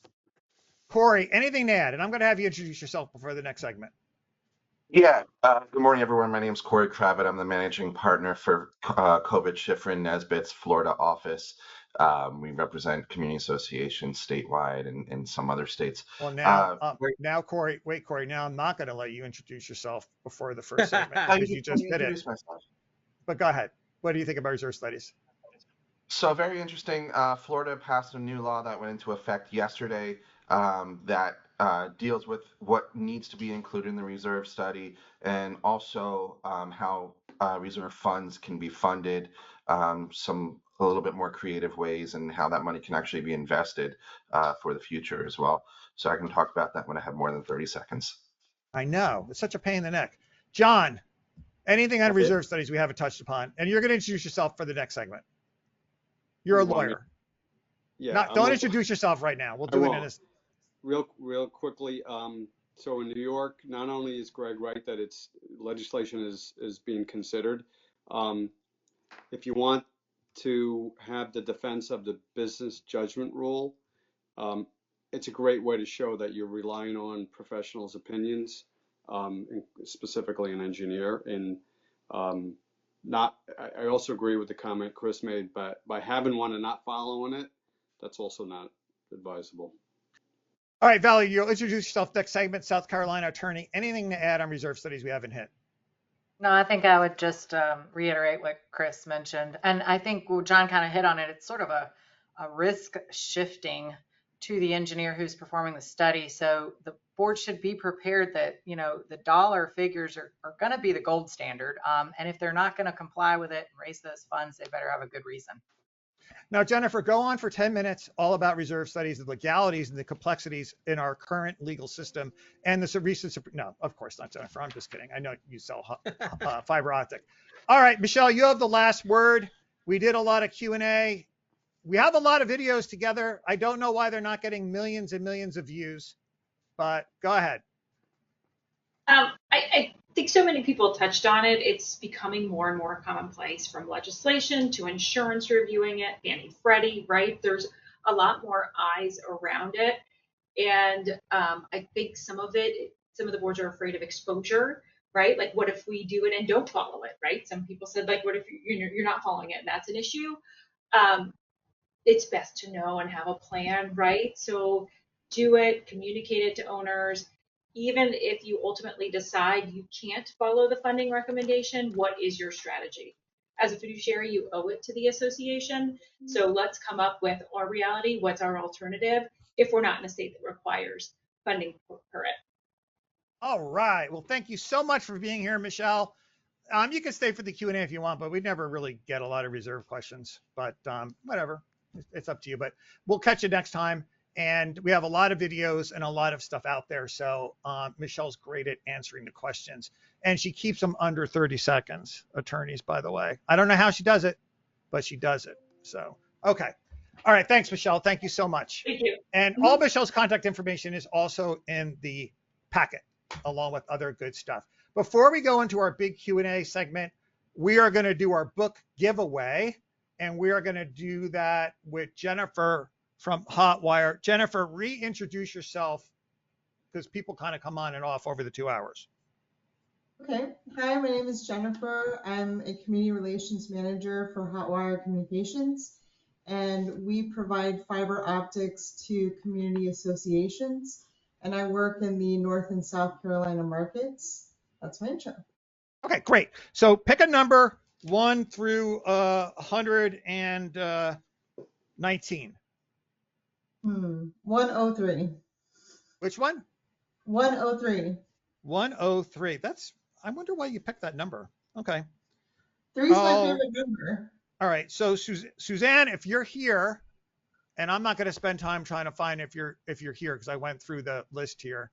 We're going to be playing for a book giveaway. If not, I will pull someone else at random. The job, Jennifer, is let's put all the pressure on Tom Inglum. Okay. He's going to have to guess the right amount. He's going to have to guess the right answer. So you'll give away a book. Okay. So let's do the poll, and the audience is going to help too. And here's the poll question. And this is going to take 3 minutes, audience, just a quick break. Oh, and I made this, forgot to put this graphic up because Jennifer's always in her car. So she's always buzzing around. And, you know, if you're in Hilton Head and you want to see Jennifer on Monday, but you're also in California, the next morning she'll do it. And then she'll go back to Hilton Head the next day. She doesn't care. She drives all over the place. All right. How many miles did Jennifer drive last week? And I need the audience to use the question feature to send that in with suggestions. How many miles did Jennifer drive last week? She drives a lot. Very quick, Dawn, try to help Tom. He's got to get within what do you think is a fair amount? 150 miles? No, I was going to say that she drives over 1,000 miles. Okay, 1,000. Greg, you don't know anything about Jennifer, but I'll ask you anyway.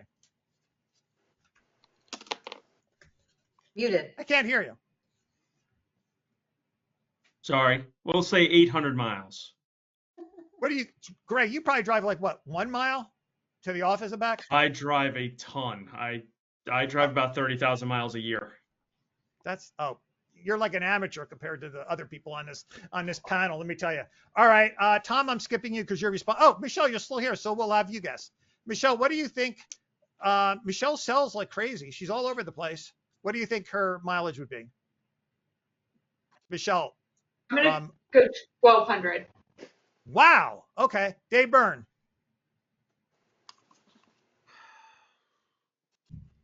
Every 200. Audience, Dave always takes so long to answer 200. all the 200. Okay. I'm glad we didn't have to have a debate about the question this time and whether it was phrased right. I appreciate you just answering it. Well, Chris? the question can be how much she drove or how much the car moved while she was in it, even though she wasn't driving. Okay, here we go. All right. There's always like a legal aspect to it. Greg's laughing because he's at every live stream and he sees Dave do this every time. Chris, you want to take I don't know why you would know. I wouldn't have a clue, but I'm going to throw a number out, 1150. Wow. 1150. Did I said a week. All right. Hope that car's Kevin. not leased. Kevin. 600. Corey. Say 400. John. 500. Valerie. Yeah, there's no numbers left. 450. Yeah, I mean, I think 1,100 is crazy. I'm not even gonna guess. But Jennifer. Oh wait, don't give the answer. Tom, in order to win a prize, I already forgot for who. I'll have to look it up on the recording. 103. 103. 103. What is your answer, Tom? Or this person's not going to win anything. I gotta go with 500. You have to go with 500. Jennifer, what is the miles that you drove last week? I just looked up my tracker for miles and it's 425. Oh, okay. Did he come close enough? I wasn't paying attention. You said within 150. All right, so you have a choice, Jennifer. You'll contact I forgot their first name, and they could either get Herschel's handbook. He's got so many books. My live stream book. They can get the other John's book, which I misplaced, or they can get Tom's book, Working from Home. Okay. And Jennifer from Hot Wild, I appreciate you doing the giveaway for this week. Thank you. Any words of wisdom before you go, Jennifer? Just drive on. Okay. Stay safe on the road. All right. Thank you. I'll have Jennifer get in touch with you and you pick whatever book you want to pick. Okay. Thank you so much, Jennifer. All right. So I think everybody here, I don't know if I'm going to have a lot of banking questions, Tom. Why don't you pop back if I get one? So I feel bad sometimes because you just end up sitting there and everybody asks legal questions and we throw the insurance people. Michelle, you can go too if you want to. I don't know if I'm going to get any reserve questions. I know you're very, seriously, I'll be you in are the very busy. background. Yeah, thank you so much. Everybody just asked legal questions. That's all they're really interested in. Once again, I do have to relaunch this poll though, if you haven't filled it out already. If you're here for CEUs, because some people come on later, just go ahead. Most people have actually been here since the beginning. Fill it out, and I will make sure you get your CEUs. If you're here from Florida, you're going to have to do something extra. Make sure that you do it. Use your question feature to ask anything that you would like to ask today. I don't use people's names, so don't be afraid to ask away. I am going to end the poll. If I close the poll before you have time to fill it out, use your question feature and say, hey, Ray, I need CEUs. And by the way, the audience is like 1,500, 1,200, 2,500. 2,500 is insane. 650, 352, 1,500, 38, 1,850. Wow. I cannot imagine somebody driving. Okay. Ray, I drove for 15 minutes. I drove in a community the other day, 56 miles. It took me 15 minutes from the front gate to their office. Well, you know, Dawn, I was going to ask really quickly if anybody on the panel could beat Jennifer. And I would say you probably do, right, Dawn? I put on a lot of miles. I bought my car used about a year and a half ago, and I had 30,000 miles, and I just exceeded 115,000. And to be clear, John drives a lot of miles, but his driver drives him. John, we're not counting limo services, okay? You have to physically drive yourself. John has a full staff, at least 13 or 14 people that run his estates, so he does not qualify for this question.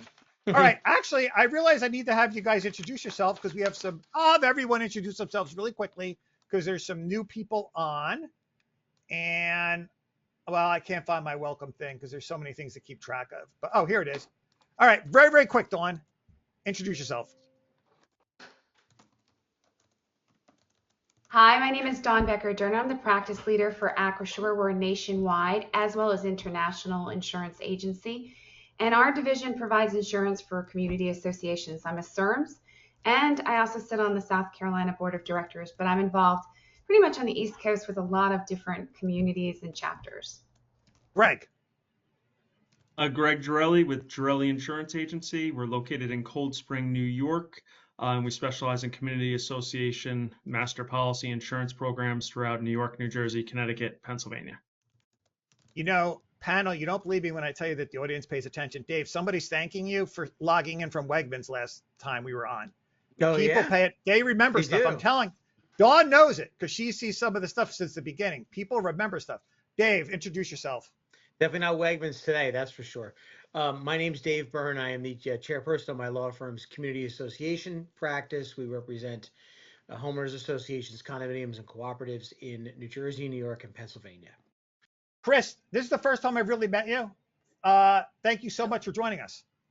Sure thing. My name's Chris Gellix. I'm with law firm Carolinas. We have offices in North and South Carolina, the community association work in those states. I'm licensed also at both in North and South Carolina and Maryland. I'm on the South Carolina Legislative Action Committee for CAI, as well as a couple other committees. And I'm honored to be on with everybody, Ray, but I am especially honored to be on with Kevin Herzl, who actually emailed me last year when he was doing a case law update for all the attorneys at the law conference and said he was going to use my write-up for a chicken case out of North Carolina. And I thought that was awesome. So thanks, Kevin. And that was a great, but believe it or not, so I wore a chicken hat when I did that case, and somebody asked to borrow my chicken hat, and they didn't give it back. They kept it. So there's some crazy lawyer running around, I think, out in Utah wearing a chicken hat right now. all our attorneys are awesome, but Kevin spends he's in a lot of places, even like national, like Fox. I know I always talk about it, Kevin, Fox News. I meant you just get yourself everywhere. You are a master promoter. And I assume a terrific attorney too, but go ahead, introduce yourself, Kevin. Sure. So I'm Kevin Herzl. I'm the managing member of Herzl Law. We have over 1,000 associations we represent between Michigan and Illinois. I'm actively involved in a lot of different CAI things. So I'm in CCAL on the board. As Chris mentioned, I enjoy doing the case law update and making that fun and meeting people from around the country. previously served on the National Board of Trustees, on the Illinois Education Committee, done all the LACs, wrote a couple books, and done a lot of TV, news interviews, all that kind of fun stuff. So that's my claim to fame. Corey, people are asking why your view looks different today. Is that your usual office or are you somewhere different? No, we moved our office from the 4th floor, and now we're on the 2nd floor, and the guy hasn't come to hang up my pictures and stuff, so I apologize for the box and picture in the background on the floor. Well, you don't have to apologize, but you can introduce yourself, please. I was joking about not being allowed to. I guess I jumped the gun on it before, so I apologize again. My name's Corey Kravit. I'm the managing partner of KSN's Florida office. We represent community associations throughout the state and other states like Illinois and Wisconsin and Indiana. And Corey's always a great sport. Thank you. John, I appreciate you getting dressed up today. Much appreciated. Thank you. Not a problem. John Legumina from the Legumina Law Firm. We're located in Purchase, New York, which is Westchester, just north of New York City. We represent condominiums, HOAs, and co-ops from New York City throughout the Hudson Valley areas. Okay. And Valerie was just part of our road show. I think that was last week or maybe the week before that. But Valerie, please introduce yourself. Hey, I'm Valerie Garcia Giovanoli. I'm the managing shareholder of McCabe, Trotter, and Beverly. We are a full-service law firm for community associations. We are headquartered in Columbia with an office in Charleston, South Carolina as well. And I also serve on the South Carolina chapter board of directors for CAI. And I got some video from the roadshow. The roadshow involves skits that people played out. And I noticed that managers, they're all in. They're not a crowd that's shy, right, Valerie? Most of them, no. A few you have to poke. Yeah, okay. Once again, if you want my book on live streams, I think it's good. Everybody's in there that's on this panel. You can find all the books who people have been on the panel on my website. YouTube's not really a big thing for our industry. It's not like viral videos, but we do throw some of the stuff on YouTube anyway. But most people get the stuff on our GoToWebinar system is which I prefer. Everybody's information is downloadable. There's a packet you could download. And if you need anyone's information, you could just ask me for it. And we are finally there, the Ask Anything segment. I will take questions from the audience and pass them along. I'm going to move fast, guys. So we'll just go right through everybody. Leave some room for the next person if you need to. If you don't have anything to say, because we've said it, just tell me and I'll save you for the next one. So I want to do one thing first. Greg, was there any insurance questions? I think we covered everything for the reserve studies, right? There was no open insurance questions, correct? There was no open insurance questions, just a very good, important topic. Okay. Dave Byrne, was there any open insurance legal questions for the reserve studies? I think we covered them all, right? Because I didn't write them down if there were. Open insurance questions? No, I don't think so. Legal. I'm sorry. Oh, I said no, insurance. that's okay. No, I think everybody covered it. It's a very state by state thing. There's no doubt about that. Legislation is pending in some states. It exists in others, like New Jersey. It's existed in New Jersey for many, many decades, but it's been more clarified recently. But it's definitely a state by state thing. Here's a legal question that came in, and I was kind of holding on to it. Thanks for sending it in. Homeowners will not approve assessment increases to fund reserves. What do we do? So let's start off with that. And who I see first, who happens to be Dave Byrne. Yeah, it's an interesting question. Normally, the way I've seen it is that owners don't have the right to decide whether common expenses are properly funded and the association meets its legal obligations. So I don't know if that would apply. But if for some reason a community's governing documents subject reserve funding to owner vote and the owners refuse to vote in favor of something that is consistent with the law, then board members probably have to resign. That's what I would say. They can't exist in a world where they're open and notoriously breaching their fiduciary duty. Okay. And by the way, audience, you can ask anything about anything. Chris, I'm going to keep you to North Carolina today if you can, okay? I think you said maybe you practice in South Carolina. I'll save South Carolina for Valerie. Chris, North Carolina, legal issues involving reserves if they won't fund it. They turned down the assessments.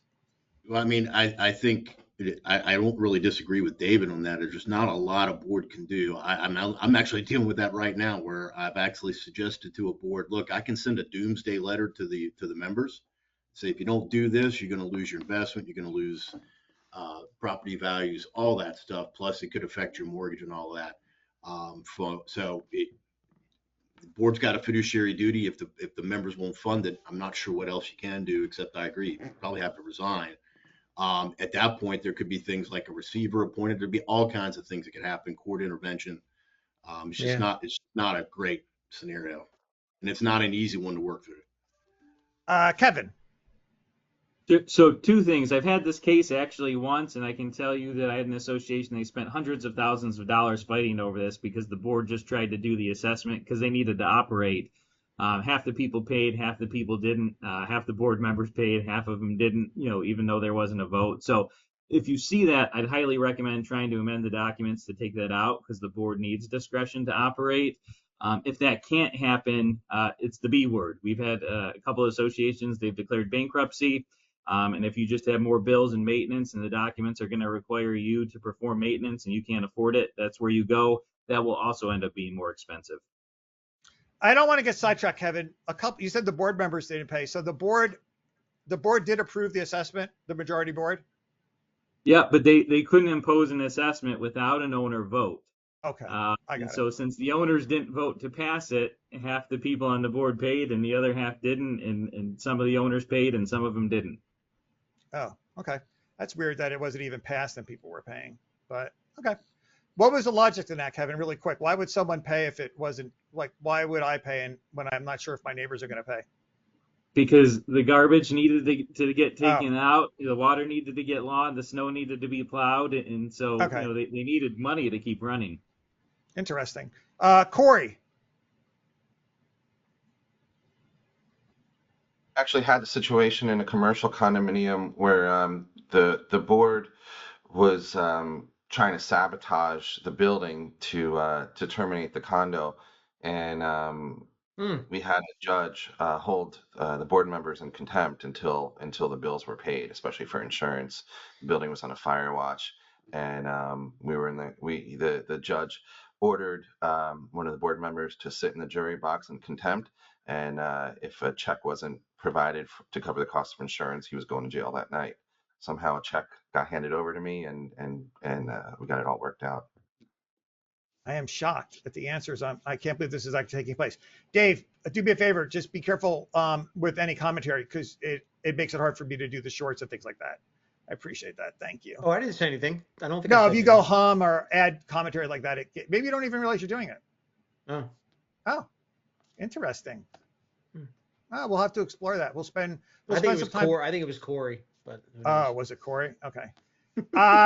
John, homeowners will not approve the assessment increases the fund reserves. What to do? So I've seen, I haven't seen governing documents that give owners the right to veto an assessment. So I guess I haven't read every single document in New York, but that would mean it's probably rare because I've read hundreds of them. So if you don't have that veto provision, I've encountered this a lot, and owners will come out with their pitchforks and torches, and they're going to go to the media, they're going to go on Facebook and smear the board. But the answer is simply at least legally, you have the authority to assess, and you also have and it's been said throughout this seminar, the fiduciary duty to operate the property and maintain it properly and to pay the bills. And you have the mechanism to do that by raising the common charges or passing a special assessment. Valerie, I am surprised that there's all these associations where people refuse to pay their bills to the point where it becomes a problem like this. But Valerie, the question was homeowners refuse to approve an assessment to increase fund reserves. What to do? I'm surprised you're surprised that people don't pay their HOA assessments. I think most of us wouldn't have a job if people thought like that. I do have a few thoughts on this, and we've run into it a number of times, and maybe that's because we're in South Carolina. I think most of you guys know that we're not heavily legislated in the HOA context, but I think Kevin actually mentioned the B word, bankruptcy. That, in my experience, has never been an option. It could be, it certainly could be, but I think with Chapter 7 being selling assets, that very seldomly the HOA has anything to sell. And then Chapter 11 being the restructure of debts. How I see it is it's more prospective. Hey, we're not going to be able to make these bills, or we're under an arrangement with a landscaper who they're not going to rack up a debt and then come after, or we're going to restructure our debt and pay them off. They're just going to stop performing the service. Likewise with maintenance. That's more often not a good option for them, but something they should explore.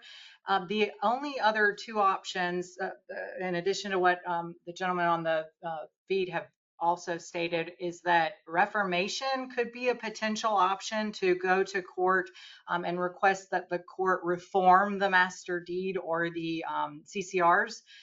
That I think is a very different analysis if you're dealing with a condo versus a standard HOA. In South Carolina, we only really regulate condos. And under the Condo Act, there are expenses that the HOA has to incur, for example, insurance. Whereas in a standard one, the court may say, I'm not going to reform it. You guys bought into this. You're just going to have to do without some of your expenses.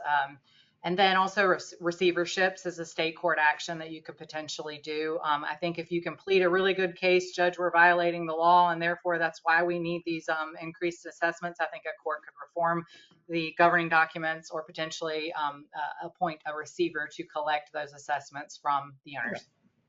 Excellent. Dawn, any short insurance commentary on this? You know how I feel, if you don't maintain, you're going to have a claim, and reserve studies are really instrumental. It's difficult to be followed. Dues and getting them to be increased are always challenging, but boards, we want to talk to the owners and have them understand what they're paying for in those common charges, what the dues are comprised of. We can't treat it like an apartment. Got to treat it like it's our home. We live there, especially a condo. So dues, as Valerie suggested, changing the documents is probably going to be a much better solution in those cases. Greg. Yes, just to add on to that, there's a reason the insurance companies, the leading companies that were writing associations, want to see the financial statements for the associations, because it shows how it's run, that they're paying their bills, and leads into their potential for future claims. So they want to see that, and the better it's run, the less people that are in arrears, and the better the financial statement looks, the more favorable the insurance company is going to look at that association. Okay, so I'm getting a lot of reserve study questions. Don't worry, audience. I have other questions besides reserve study questions, but I do want to get to them because people are sending them in. I'm going to go the other way around. Attorneys, just try to keep your answers a little bit short if you can for me so we can get through everything. I'm going to start with Valerie and go back the other way around. Can a developer who is a declarant who fails to have a reserve study done in a 5-year-old community be held responsible for failing to meet their fiduciary duty? Valerie. I do not think that you would be able to establish they breached a fiduciary duty. I think that it would also be heavily dependent on the community. Some communities, I don't think, even need a reserve study. Nonetheless, there is in South Carolina a requirement that a developer turn over common area and amenities in good repair, or the funds to bring them into good repair. The litigation really surrounds what is good repair. Owner's definition of that can be different than a developer. John. In New York, you don't have the statutory requirement yet for a reserve study, but if the sponsor declarant promises or represents that they've done the study and it turns out that they didn't, you could sue them for fraud. The Attorney General could bring an action under the Martin Act. Corey.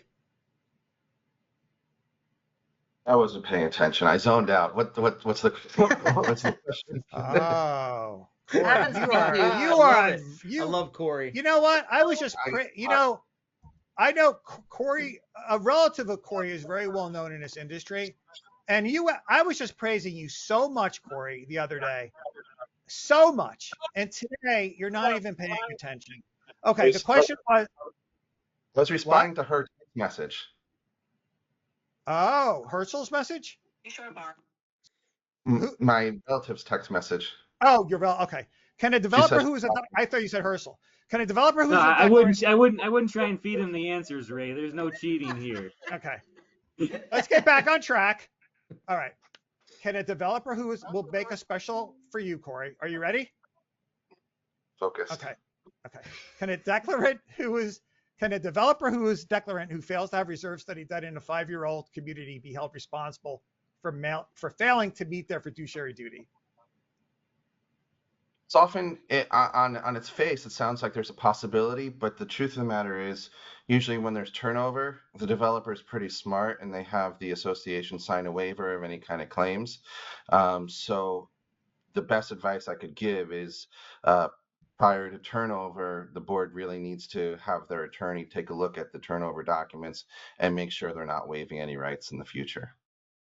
You know, Kevin, Corey and Dave and John and Valerie are so kind to me. They've been putting up with me for years for 30-second answers. But with you being here, I was very nervous today because I wanted to make a good impression. And now I feel like, I'm very, it's very important because you're so famous, but I'm only joking. All right, Kevin, go ahead. So this one in Illinois, there is case law on this. There was developer appointee left about $20,000 for a 150-unit condo over turnover, got sued for a breach of fiduciary duty, and they said that they underfunded it and they had a fiduciary to fund it like any other kind of board member. So in my opinion, absolutely, the answer to this is yes. Developers, the people that they appoint to serve on the board have the same duties as any other board member. See, audience, this is why a lot of people like to hear the different attorneys from different states. If you notice that we're getting different opinions, which I think is so interesting. Chris. Yeah, here in North Carolina, there actually is starting to be more of a movement towards actions against developers for underfunding. The trend here is obviously developers want to sell homes, so keep assessments low. They'll deficit fund while they're in control, and then when they leave, there's no money. I'm seeing a swell of litigation surrounding that, and the law is very similar here. Developer has to leave the community common areas at least in a state of good repair or with sufficient funds to put them in that state. So very similar to South Carolina. Dave, a developer who is a declarant fails to have a reserve study done in a 5-year-old community, can he be held responsible for failing to meet their fiduciary duty? Can they? Well, being the poster child blue state in opposition to Valerie's poster child red state, I will tell you that New Jersey is very heavily regulated, and a developer will not even be able to legally sell homes in New Jersey unless a reserve study is created, a budget includes reserves, and that a developer funds them during the course of the developer's control. And there's also regulatory authority for the proposition that a developer appointed board member who is equally as culpable for fiduciary duty violations as any owner appointed or elected board member. Man, it really varies a lot. So, okay. Any insurance aspects with this, Dawn or Greg? Okay. Any way to put money in the reserve account to cover the insurance deductible required? Any way to put money in the reserve account to cover an insurance deductible? All right, I'll go the other way around. Dave. Well, unless maybe I don't understand the question correctly, but you wouldn't in New Jersey under current law, you can't use funds dedicated to reserves for anything other than reserves. And it also even breaks down even further, which is under current law, and there may be some changes to it in New Jersey. You can't even move designated funds from reserve item to reserve item without doing loans, internal loans, and documentation and the like. Hopefully I explained that correctly. Okay. Let me go to Michelle because she jumped back on. I think she has something. She didn't just jump on for no reason. Yeah, the question might be related to funding reserves for a potential claim. And we've had clients ask that, like, can we show a reserve expense for periodic claims, right? Show our deductible. And we always say that's not a great practice. The reserves are intended for things that are readily predictable. So you wouldn't, just like you don't want to underfund, you don't want to overfund. So we shouldn't be putting deductibles in a reserve study for when it's something that may or may not happen. Okay, awesome. Wow, this is a really interesting question. Dave, did you need to change anything based on what Michelle said? Well, yeah, if Michelle interpreted the question correctly, then the question's about setting up reserve for like a potential insurance claim. I don't know that anybody ever does that unless they're self-insured. I guess they would maybe put aside money, kind of like when people budget for uncollected assessments, receivables, things like that, that they may have to write off. Okay. And then, by the way, attorneys, I'm going to go to closing thoughts at some point. Chris. Yeah, there's no statute that's governing anything like that in North Carolina. What I would say is that if you collect money and earmark it, you tell your members you're earmarking it for whatever it is, whether it's insurance, deductibles, or anything else. I think you have a fiduciary duty to use that money for that purpose and nothing else. That's Kevin. the purpose for collecting it. Yeah. Thank you, Chris. Kevin. So in the states I practice in, reserve funding can only be used for repair and replacement of the common elements. And I'd be curious to see what the insurance people have to say. I'd be a little bit leery of even, budgeting for the deductibles, because when the insurance company comes or they look at that, or they can say, are you aware of a pre-existing claim, or something along those lines, showing that you had knowledge of something that, existed 2 or 3 years before the policy went into effect, and will deny your claim for that. So from my perspective, just use reserves for repair and replacement and not anything else. All right. Greg, quickly, if you can. I just wanted to add in, and I don't think it's going to change their answers as they're going along, but we do have associations that have a $100,000 property deductible, a $250,000 property deductible, where these numbers are huge depending on the location and the specifics of that association. So it's not necessarily 5 or 10 grand. It could be $100,000 or $250,000. But Dawn, like an insurance claim. Go ahead, Michelle. I was going to say, I think that's it, right? They're saying this is such a big cost, and how do we absorb it in the budget? And the recommendation and guidance we get is, of course, check with your attorney and your documents and see what you legally can do. But that's an instance of, you'd probably, if you can, take a loan out from yourself by borrowing from reserves. Like if you're going to fund it out of reserves, you have the cash availability to do so. Just develop that payment back period, right? We're going to pay it back over 3 years, and this is what it's going to look like. So essentially these special assessments. Dawn, anything to add? So I think what Michelle just mentioned is what I see commonly occur. I also see loans from lenders, banks. The aspect is I'm going to first look to the governing documents and what does it say specifically about deductibles and how they are assessed to the membership. My feeling on that is that the cash should be better used to maintain the buildings. We don't have claims. But the other part to that is, at the end of the day, if they have proper, whether it's a condo HO6 coverage or a homeowner has loss assessment, those deductibles should be absorbed by their loss assessment coverage. That's why we really need to stress the importance for not only the board having insurance for the association, but homeowners having proper insurance too. Okay, so we're kind of going to run out of time here, and just like a program note, like I'm going to keep doing the 2-hour segments, but I'm going to like break them up, and I'm going to do some format changes where I just have the lawyers on for like 1 hour separately, and then maybe I do another segment next week, because there's so many topics that people want me to do, and there's an endless amount of content that I could do. So we've been trying the 2-hour segment, and it's been working out fine, but we kind of ran out of a lot of time today, and I feel bad that some of the attorneys took their time off today, and we didn't have a lot of time to spend with them. It certainly wasn't their fault. If you guys could do closing thoughts at 3 minutes, let's do it. Very, very quickly. Let's go, Valerie, like 30 seconds. Really, I don't have more than that. I would just say consult your professionals. I'd say that because Valerie, I hates it. But it's true. I'm glad you said it because we have to say it. But all right, yeah. John. Yeah, check your governing documents. A lot of what we say is based on generic, but check your particular governing documents. Corey. I think everyone's pretty much covered it. I couldn't add anything useful to it. Okay, Kevin, closing thoughts on anything? Get a reserve study, keep it updated, and stick to it. Wow, we ended up spending the whole thing on reserves, Chris. Are you surprised? Not at all, especially with this crowd, how much attorneys like to talk. I had actually thought about one thing with AI. if associations, if boards and management companies are using AI, I think there needs to be disclosure. They need to dig into insurance issues, that type of stuff. So with that, consult your legal professional to protect yourself under the business judgment rule. Dave.